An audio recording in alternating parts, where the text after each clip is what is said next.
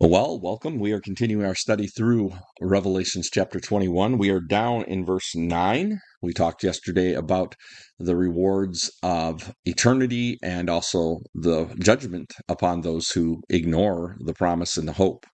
And now today we pick up in verse 9, and it says, "One of the angels who had the 7 bowls full of 7 last plagues came and said to me, 'Come, I will show you the bride and the wife of the Lamb.' And he carried me away in the Spirit to the mountain great and high, and showed me the holy city Jerusalem coming down out of heaven from God. It shone with glory, the glory of God. Its brilliance was like that of very precious jewels, like jasper, clear as crystal. It had a great high wall with 12 gates and 12 angels at the gates. And on the gates were written the names of the 12 tribes of Israel. And there were 3 gates on the east side, 3 on the north, 3 on the south, and 3 on the west. The wall of the city had 12 foundations, and on them were the names of the 12 apostles of the Lamb. The angel who talked with me had a measuring rod of gold to measure the city, its gates and its walls, and the city was laid out in a square, as long as it is wide. He measured the city and with the rod, and found it to be 12,000 stadia in length, as wide as it is high as it is long. And if you go down in most Bibles, it'll tell you what that is. 12,000 stadia is about 144,000 miles. I think that's an important place to stop because he's telling us that the new Jerusalem is going to be huge, 1,400 miles on one side.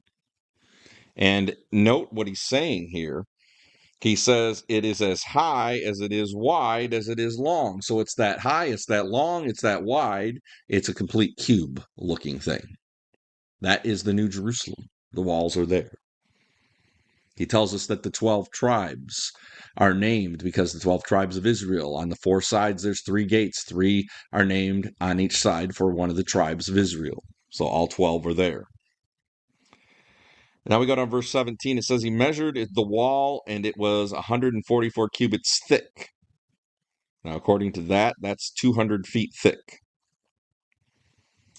By the man's measurement, sorry, we got here. By man's measurement, which the angel was using. The wall was made of jasper, the city of pure gold, pure as glass. The foundations of the city walls were decorated with every kind of precious stone. The first foundation was jasper, the second sapphire, the third chalcedony, the fourth emerald, the fifth sardonyx, the sixth carnelian, the seventh chrysolite, the eighth beryl, the ninth topaz, the 10th crystal phrase, the 11th jacinth, the 12th amethyst. The 12 gates were made of pearls. Each gate was made from a single pearl. The street of the city was pure gold, like transparent glass. So we're going to stop there for today.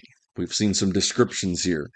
And we've talked before about the fact that the heavenly descriptions are telling us things are perfect. This is a perfect a look. It's got a perfect square look to it, 12,000 by 12,000 on each side and all these other things. It's got this beauty of all of these beautiful things shining and glorious because it is the home of God, this new Jerusalem, where he's dwelling with his people. What beauty.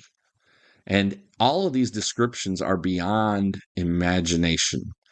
John is giving us the best he can what he is seeing, but it really doesn't make sense. That's why some people have come up with some wild ideas about what the New Jerusalem are going to look like. That's why some people confuse it with, oh, maybe this is aliens or something. Well, the truth of the matter is God's describing something to John through the angel, which none of us would be able to describe any better because it's heaven. It's heaven on earth. Heaven and earth have come together. And they are going to be one because the new heaven and the new earth, they are one and God is there. And the truth of the matter is, none of us are really going to be able to try to make a perfect picture of what that is until we're there. It's so perfect, we could never imagine it. It's so brilliant. It's so beautiful. Nothing our human eyes could ever imagine. And yet God has prepared this place. Well, who has he prepared it for? He's prepared it for those who are his children. Jesus said, I've gone to prepare a place for you. And that's what he meant. He's gone to prepare a place for you and for me. And so today I hope that you can stand on the foundation of your faith and know that Christ is with you. And I hope that you can share that faith with others around you as you go through this life. May God bless you on your journey, and may you bless others today as you trek this life. That's today's Devo on Deep Treks. No matter how deep the questions or dark the doubts, there's always a path forward. Reach out at deeptreks.com with prayer needs or topics you'd like us to